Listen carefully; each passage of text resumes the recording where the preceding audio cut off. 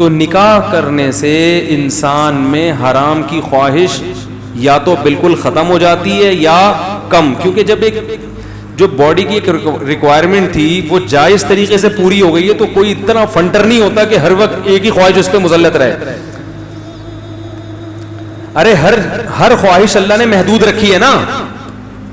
اتنا بڑا فنٹر کوئی دنیا میں مرد کا بچہ پیدا نہیں ہوا ٹھیک ہے, کہ اس کی یہ خواہش بھی پوری ہو ہی نہ سکے, ایک حد تک ہے, اس سے آگے نہیں ہے. تو اس لیے شریعت نے جائز کو فوکس کیا ہے کہ حلال میں وسعت پیدا کرو تو حرام میں کی طرف دل چاہے گا ہی نہیں, اور پھر تھوڑا بہت جو چاہے گا تبلیغ میں وقت لگاؤ وہ اس سے کور ہو جائے گا.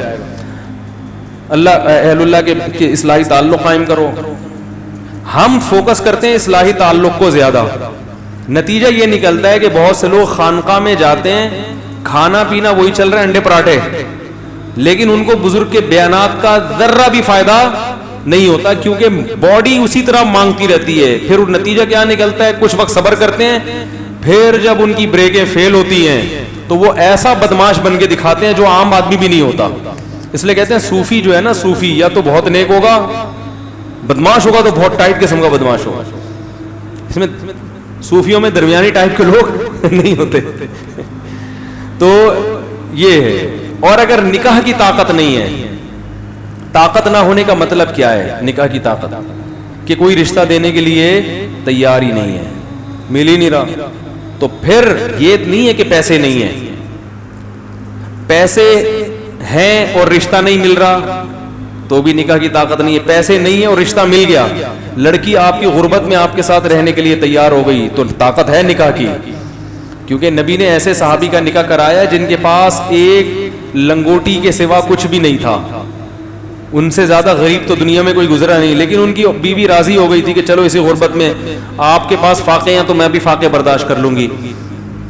تو نبی نے ان کو تو نہیں کہا کہ تم میں تو نکاح کی طاقت ہی نہیں ہے. بھئی یہ عورت کا مسئلہ ہے نا, وہ کہہ رہی ہے آپ کی اس تنخواہ میں گزارے کے لیے تیار ہوں, تو جب وہ تیار ہے تو آپ کو کیوں بیچ میں ٹانگ اڑا رہے ہو یار؟ بات ہی نہیں سمجھ میں آ رہی لوگوں کے. بھائی دیکھو لوگ پتہ ہے کیا کرتے ہیں, اب آپ نے کہیں نکاح کا پیغام بھیجا, لوگ کہتے ہیں تمہاری تنخواہ 10,000 میں تم شادی کر رہے ہو, تمہیں شرم نہیں آ رہی؟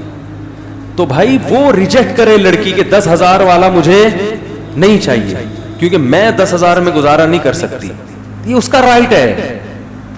اگر وہ 10,000 میں ایگری ہے تو پھر اس کا مطلب وہ جب خود راضی ہے تو آپ کو کیوں تکلیف ہو رہی ہے؟ اب آپ یہ کہہ سکتے ہیں کہ وہ کیوں راضی ہوگی, 10,000 میں کون راضی ہوتا ہے؟ بھائی ہو سکتا ہے اس کے ابا کی تنخواہ 5,000 ہو, اس کو پتا ہے کہ میں 5,000 میں جب پاپے کھا رہی ہوں اور کبھی پاپے بھی نہیں ملتے, یہ 10 والا اس سے تو بہرحال بہتر ہے. تو غریب آدمی شادی کرے گا, اسلام میں کہیں بھی غریب کو نہ 1 سے روکا اللہ نے, نہ 4 سے روکا ہے. غربت نکاح میں رکاوٹ ہے ہی نہیں. مرد کے لیے, عورت کی بات نہیں کر رہا, مرد کے لیے رکاوٹ ہے, عورت کے لیے رکاوٹ ہے. عورت کہہ سکتی ہے بھائی میں نے اپنے ابا کے یہاں ڈیفینس کلفٹن میں نے ٹائم گزارا ہے اور ہمیشہ پیزے برگر کھائے ہیں, تم 10,000 میں کیا سموسے بھی نہیں لا سکتے, تم تو پاپے بھی نہیں کھلا سکتے. ٹھیک ہے, اس کو رائٹ ہے وہ نہیں کرے, کیونکہ اس کو اپنے لیول کا بندہ چاہیے. مرد کے لیے غربت نکاح میں رکاوٹ نہیں ہے. اگر رکاوٹ ہوتی تو قرآن یہ تھوڑی کہتا کہ نکاح کرا دو, کر لیا کرو, ان یکونوا فقراء یغنیہم اللہ من فضلہ, اگر فقیر ہوگے تو اللہ اپنے فضل سے غنی کر دے گا. اللہ تو یہ کہتا ہے اگر فقیر ہو تو نہیں کرو, پیسے آنے دو پہلے. اسی طرح بخاری کی حدیث ہے باب تزویج المعسر, صحیح بخاری میں, غریب کی شادی. امام بخاری نے دیکھو باب کیسا باندھا, غریب کی شادی. پھر اس میں یہ حدیث ذکر کی ہے کہ ایک صحابی کے پاس ایک ازار تہبند, اوپر کی قمیض بنیان بھی نہیں ہے, صرف تہبند باندھ کے بیٹھے ہوئے ہیں. ان کی شادی کرائی نبی نے. ان کے پاس مہر کے لیے ایک انگوٹھی بھی نہیں تھی, لوہے کی انگوٹھی بھی نہیں تھی مہر کے لیے, ان کے پاس کچھ بھی نہیں تھا. مگر عورت جب راضی ہے تو وہ اس لیے راضی ہو گئی ہوگی, اس نے کہا بھی تو میرے پاس کچھ بھی نہیں ہے تو کم از کم ایک کمانے والا میاں تو مل جائے گا نا. بھائی جیسے یہ کچھ بھی نہیں ہے لیکن پھر بھی زندہ ہے نا, اس کا مطلب کچھ نہ کچھ تو کما کے کھا لیتے ہوں گے نا, کبھی فاقہ کبھی کھا لیا, تو ہم بھی اسی طرح لائف گزاریں گے. اس حالت سے تو بہتر ہوگی جو اب گزر رہی ہے. او بھائی کیا ہو گیا؟ تو یاد رکھو آپ کی تنخواہ کم ہے تو بھی آپ شادی کریں, زیادہ ہے تو بھی. زیادہ ہونے کا فائدہ کیا ہوگا؟ مالدار لڑکیاں آپ کے نکاح کی پیشکش قبول کریں گی. آمدن کم ہونے کا نقصان کیا ہوگا؟ مالدار رشتے نہیں ملیں گے. ہاں اپنے سے غریب مل جائیں گے. تو اصول تو یہی ہے کہ جیسے خود ہو اسی حساب سے. آپ کی تنخواہ 10,000 ہے تو 10 لاکھ والے کو پیغام کیوں بھیج رہے ہو؟ شرم نہیں آتی معذرت کے ساتھ؟ تو جو آدمی کہہ رہا ہے میری تنخواہ کم ہے اس لیے میری شادی نہیں ہوتی تو جھوٹ بول رہا ہے. آپ کی تنخواہ کم ہے اس لیے آپ کی شادی آپ کی تنخواہ زیادہ والوں سے نہیں ہوتی, کم والوں سے ہو جائے گی. نہیں آ رہی ہے سمجھ میں الحمدللہ. تو غربت نکاح میں رکاوٹ, ایک دھیلا بھی نہیں ہے جیب میں تو بھی شادی کرو بشرطے کہ رشتہ مل جائے. آپ ٹرائی کرتے رہیں. ہاں رشتہ نہیں مل رہا جیسے کہ ملنے کا چانس ہے بھی نہیں, کیونکہ لوگ لڑکی والے سب سے پہلے لڑکے کے پیسے دیکھتے ہیں تو ان کو حق ہے کہ وہ دیکھیں. تو کوشش جاری رکھو, اگر مل گیا تو آپ ایسی غریب مل جائے گی. بعض دفعہ اور لڑکی مالدار ہوتی ہے وہ پھر بھی غریب سے اس لیے کر لیتی ہے کہ وہ کہتی ہے ایجوکیٹڈ بندہ ہے, شریف آدمی ہے, مارکیٹ میں شریف لوگ کیا چل رہے ہیں, شارٹ چل رہے ہیں, وہ کہہ رہی ہے پیسے میں کھلاؤں گی کوئی مسئلہ نہیں ہے, شادی کرو. تو لیکن کم ہی کرتی ہیں اور کرنی بھی نہیں چاہیے, کیونکہ وہ بندہ پھر جب بیوی پہ ڈیپینڈنٹ ہو جاتا ہے نا پھر کیا مسئلہ خراب ہو جاتا ہے, وہ حقوق نہیں ادا کرتا اور پھر پیڑے کھاتا ہے بیٹھ کے. تو عورت کو چاہیے اگر کوئی غریب سے کر رہی ہے تو دیکھے کہ چلو غربت تو برداشت کر رہی ہوں, بندہ تو ٹھیک ہونا, کہیں میری دولت پہ نظر رکھ کے نہ بیٹھ جائے. تو اگر اس کو یہ اطمینان, جیسے حضرت خدیجہ مالدار تھی, پیسہ تھا, محمد صلی اللہ علیہ وسلم مسکین تھے, مگر حضرت خدیجہ نے پھر بھی نبی سے کی, ان کو پتا تھا کہ لالچی معاذ اللہ نہیں ہے, تو کر لی. ان کا بھائی شریف آدمی ہونا چاہیے, ایماندار ہونا چاہیے, انہوں نے کر لی اور نبی نے بھی کر لی. نبی کی تو غربت دور ہوئی حضرت خدیجہ سے نکاح کر کے. نہیں آ رہی ہے الحمدللہ. یہ تکیہ کلام بن چکا ہے, کوشش کر رہا ہوں نکالوں اس کو, تو اس کا اپوزٹ لفظ جب زبان پہ لاؤں گا تو نکلے گا ہی. آ رہی ہے سمجھ میں الحمدللہ, ٹھیک ہے. تو جتنے غریب غربا یہاں بیٹھے ہوئے ہیں گھبرائیں مت. ہاں اگر کوئی لفٹ ہی نہیں کرا رہا آپ کو لڑکی والوں میں سے نہیں ہے تو پھر اس کا مطلب ہے آپ میں نکاح کی طاقت نہیں ہے. پھر حدیث کا اگلا جملہ ہے فَإِن لَمْ وَمَن لَمْ يَسْتَطِعْ فَعَلَيْهِ بِالصَّوْمِ. جس میں استطاعت نہیں ہے, کیا مطلب, جس کو رشتہ نہیں مل رہا اپنے حساب سے, تو وہ کثرت سے روزے رکھے, 2-4 نہیں, کثرت سے روزے. کیا مطلب, آپ میں اللہ نے ایک خواہش رکھی ہے, طاقت رکھی ہے, تو اس طاقت کی وجہ سے آپ کا نکاح کا دل چاہتا ہے تو وہ اس طاقت کو جائز استعمال کرو. وہ رکھی اس لیے, نہیں مل رہا تو طاقت ختم کرو جسم کی. اور وہ کیسے ختم ہوگی؟ روزے سے. نہیں آ رہی ہے الحمدللہ, آ رہی ہے بات سمجھ میں. وہ کس طرح ختم ہوگی؟ روزے سے.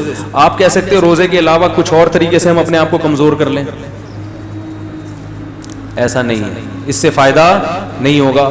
کیونکہ گناہ سے بچنے کے لیے, جو گناہ سے مراد یہ والی شہوانی گناہ, ان سے بچنے کے لیے 2 چیزیں چاہیے, جسمانی طاقت کمزور ہو, روحانی طاقت مضبوط ہو. آپ کوئی ڈاکٹر سے دوا لے کے اپنی خواہشات کو کم تو کر سکتے ہیں, جسمانی طاقت تو کم ہوگی, شہوت تو کم ہوگی, روحانی طاقت دوا کھانے سے نہیں بڑھتی. روزے میں جب آپ کھانا پینا چھوڑیں گے اور مسلسل روزے رکھیں گے تو جسمانی طاقت ہوگی کم, اور روزہ چونکہ عبادت ہے اس سے روحانی طاقت نہیں. آ رہی بات, آ رہی ہے بات سمجھ میں. روحانی طاقت کیا ہو جائے گی؟ بڑھ جائے گی. تو آدھا کام سے بات نہیں بنے گی. تو اس لیے روزے کا کوئی آلٹرنیٹ, روزے میں ایک انسان کو خود ہی احساس ہوتا ہے, اور 2-3 روزے نہیں, اعلیٰ ضرر کے لیے آتا ہے عربی میں علیہ بس, کیونکہ 2-4 روزے سے تو اور خواہش بڑھتی ہے. کثرت سے روزے رکھے. ایک اہل حدیث تھے وزیر آباد میں, میرے دوست تھے, بڑے زبردست گپ شپ تھی ان سے میری. وہ ایک دن میں ان کا تھوڑا مذاق بھی اڑاتا تھا کیونکہ ہمارا بھی اڑاتے تھے. وہ کبھی کبھی حنفیوں پہ طنز ہلکا پھلکا تو چلتا ہے, تو میں بھی تھوڑا سا چٹکلا سنا دیتا تھا ان کو. ایک دن وہ میرے پاس آئے, وہ کہنے لگے کہ مفتی صاحب میں جوان تھے بڑے لال ٹماٹر کی طرح سرخ, کہ یار میں بڑا مسئلہ ہے, میں بازار میں بیٹھتا ہوں, میں شادی شدہ ہوں, میری بچیاں بڑی ہو گئیں, مگر یار میں اتنی مختلف ڈیزائن کی عورتیں آتی ہیں, میری نظر نہیں جھکتی, بڑا مسئلہ ہو گیا, میں کیا کروں؟ میں نے کہا قرآن حدیث کی روشنی میں بتاؤں. وہ ہر وقت کہتے ہیں نا قرآن حدیث میں, قرآن میں بتاؤں, کہہ رہے ہاں بتاؤں. میں نے کہا حدیث میں آتا ہے, قرآن میں بھی آتا ہے نکاح کرو, ٹھیک ہے نا. اور حدیث میں بھی آتا ہے کہ اغض للبصر, جو نکاح ہے نگاہ کو جھکانے کی سب سے زیادہ طاقت. تو میں نے کہا شادی کر لو ایک اور. کہنے لگا ابے یار یہ نہیں ہو بھائی, یہ بڑا مسئلہ ہو گیا بھائی مفتی صاحب, یہ کیسے میری بیوی مارے گی وہ فلانا. میں نے کہا قرآن حدیث کی روشنی میں بتا رہا ہوں. وہ ہر وقت میرے سامنے کہتے قرآن حدیث قرآن حدیث. میں نے کہا قرآن حدیث. کہہ رہے ہیں وہ تو ٹھیک ہے لیکن کچھ اور حل بتاؤ یار. میں نے کہا قرآن حدیث کی روشنی میں بھائی.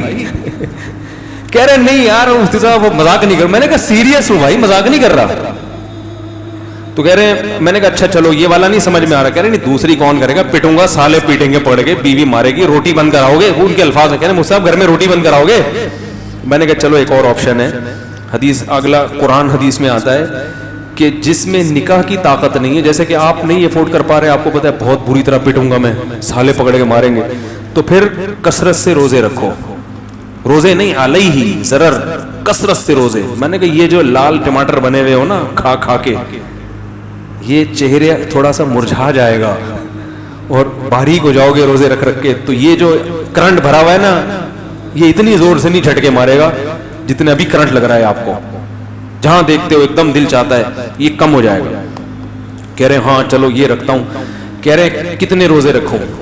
میں نے کہا کثرت سے رکھ لو 40 قرآن حدیث کی روشنی میں. بار بار میں کہہ رہا, میں نے کہا قرآن حدیث کی روشنی میں کثرت سے روزے کتنے ہوتے ہیں 40. میں نے کہا 40 رکھ لو. کہہ رہے پھر کیا ہوگا. میں نے کہا پھر یہ ہوگا کہ 40 روزے رکھنے کے بعد آپ باریک ہو جاؤ گے, دبلے پتلے ہو جاؤ گے. تو پھر جب آپ دوبارہ کھانا شروع کرو گے تو پہلے سے زیادہ مستنڈے ہو جاؤ گے آپ, کیونکہ جب اس طرح نتھر جاتا ہے نا جسم, بھائی سارا کولیسٹرول نکل گیا, چربی پگھل گئی. اب جب کھاؤ گے تو نئے سرے سے طاقت آئے گی, پہلے سے زیادہ پاورفل ہو جاؤ گے. کہہ رہے یار پھر کیا ہوگا. میں نے کہا پھر دوبارہ 40 روزے. کہہ رہے یہ کیا. میں نے کہا قیامت تک کا پیکیج ہے یہ. کہہ رہے یار یہ کوئی حل تو نہ ہوا. میں نے کہا واقعی حل نہیں ہے. یہ حدیث میں حل ان لوگوں کے لیے ہے جو نکاح کی تلاش میں ہو, جب تک رشتہ نہ ملے روزہ رکھ کے گزارا کریں. جس کا ارادہ ہی نہیں ہے اس کے لیے یہ پیکیج نہیں ہے. بہت مشکل ہے. میں نے کہا قرآن حدیث کی روشنی میں تو یہی ہے بھائی. کہہ رہے یار یہ تو بڑا مسئلہ ہے, یہ تو بڑا مسئلہ ہے. میں نے کہا پھر یہی ہے کہ یہ بھی نہیں ہوتا. تو کیونکہ روزے کب تک رکھے گا بھائی. یہ تو روزہ اس کے لیے ہے کہ رشتے بھی تلاش کرتے رہو اور روزہ بھی. جب رشتہ مل جائے تو روزے رکھنا چھوڑ دو. تو کہہ رہے یار میں نے کہا پھر بس صبر کرو اور کوئی حل نہیں ہے. آخرت کو سوچو, گناہ ملے گا. قرآن حدیث کی روشنی میں جو حل تھا وہ میں نے بتا دیا. بد نظری سے بچنے کا طریقہ ہو گیا. ٹھیک ہے. باقی یہ کہ بھائی نکاح کی استطاعت نہیں ہے, روزے رکھو, وہ بھی نہیں ہو رہا, تو پھر یہی ہے کہ چند اور چیزیں ہیں جو تجربے سے ہیں. ان کا اتنی مضبوط تو نہیں ہے جو حدیث میں ہے. ظاہر ہے جو حدیث میں علاج ہے اس کا تو کوئی متبادل ہو ہی نہیں سکتا. تو پھر میں لڑکوں سے کہتا ہوں کہ اپنے آپ کو مصروف رکھو. یہ باڈی کی ریکوائرمنٹ ہے نا, یہ گناہ, تو باڈی کو کھپا دو کسی جائز کام میں. جم جایا کرو, اپنی انرجی کو یوٹیلائز کرو. کہاں؟ ایکسرسائز میں, جم میں. اور روحانی ترقی کے لیے تبلیغ میں جاؤ اور بزرگوں سے اصلاحی تعلق. ادھر سے ان کے بیانات بھی سنو, اللہ کا خوف پیدا ہوگا, آخرت کا خوف پیدا ہوگا. پتہ چلے گا نظر اٹھانے کا گناہ ہے, اس سے انسان کی آنکھیں گندی ہو جاتی ہیں, دل کا سکون خراب ہوتا ہے. اس سے فائدہ ہوگا انشاءاللہ. اور پھر اپنے جب اچھے مثبت کاموں میں, ایکسرسائز میں اپنے آپ کو کھلاؤ گے تو ٹائم ہی نہیں بچے گا. اتنے تھکے ہوئے آؤ گے کہ رات کو آتے ہی سو جاؤ گے. تو جب یہ پازیٹیو ایکٹیویٹیز میں انسان پڑتا ہے تو نیگیٹو خود بخود ختم. اور لڑکیوں کو کوشش کرو کہ ہاں, اور آخری حل یہ کہ کبھی بد نظری ہو تو جرمانہ متعین کرو. کسی عورت کو دیکھنے کا دل چاہ رہا ہے اور آپ نے دیکھ لیا, 100 روپے نکال کے اسی وقت صدقہ کر دیے. ہر آدمی اپنی آمدن کے حساب سے, ٹھیک ہے نا. 1 کروڑ روپے آمدن ہے, 1 لاکھ روپے نکال کے, کروڑ والے کے لیے لاکھ کی کوئی حیثیت نہیں ہے, ٹھیک ہے نا.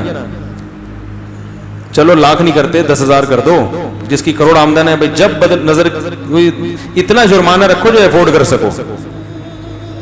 سمجھ میں آ رہی ہے بات. تو دن میں 10 دفعہ بد نظری ہو رہی ہے تو 10 دفعہ 100 روپے, 1000 روپے ایک دن ہوں گے. اگلے دن کہے گا آدمی 1000 نہیں 500 پہ آ رہا ہوں بھائی, میں 500 افورڈ کر پا رہا ہوں, 1000 نہیں. تو 5 بد نظریاں چھوڑے گا نا, اگلے دن کہے گا یار 500 بھی 2-4 دن تو ٹھیک ہے, پورے مہینے تو 30,000 روپے اچھا خاصا ہے. تو ختم نہ بھی ہو, کم انشاءاللہ ہو جائے گی. بہت اہم بات ہے یہ جو اب بتا رہا ہوں ختم نہ بھی ہو کم ہو جائے گی, اور ایک گریوی میں فائدہ ہوگا. ختم نہ بھی ہو تو گناہ کے ساتھ نیکیوں کا پلڑا بھی.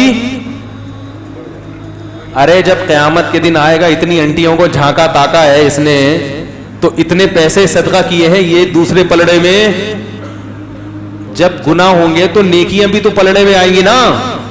تو اس صدقے کا فائدہ کیا ہوگا؟ گناہ کم ہوگا, ہو سکتا ہے چھوٹ ہی جائے, اور نہ بھی چھوٹا تو گناہ کا جہاں اعمال نامے میں گناہوں کا جو پلندہ بڑھتا جا رہا ہے, تو نیکیوں کا بھی ساتھ ساتھ ہو سکتا ہے اسی بیس پہ مغفرت ہو جائے. اللہ کہیں گے کہ اس نے غریبوں کی مدد کی ہے تو بدردری بھی کی ہے, تو وہ والی نیکیاں اس کے گناہوں سے زیادہ ہو گئی, بخش دو. تو مقصد تو بخشوانا ہے نا اپنے آپ کو. کیا خیال ہے بھائی؟ تو پھر یہ نہیں کہ جان جان کر دیکھو, ایک دفعہ دیکھا 100 روپے ہیں کہ چلو نیکی بھی ہو رہی ہے بخش تو جائیں گے نا, دوبارہ دیکھا 50 روپے 500 روپے. یہ جائز نہیں ہے, کیونکہ قیامت کے دن نیکیاں اور برائیاں گینی نہیں جائیں گی, تولی جائیں گی. تو اللہ کو کوئی ایک گناہ بعض دفعہ اتنا ناپسند ہوتا ہے کہ وہ اس کا وہ گناہ تو ایک ہوتا ہے مگر وزن میں وہ بہت زیادہ بھاری ہوتا ہے. تو اس لیے گناہ سے اپنے آپ کو بہرحال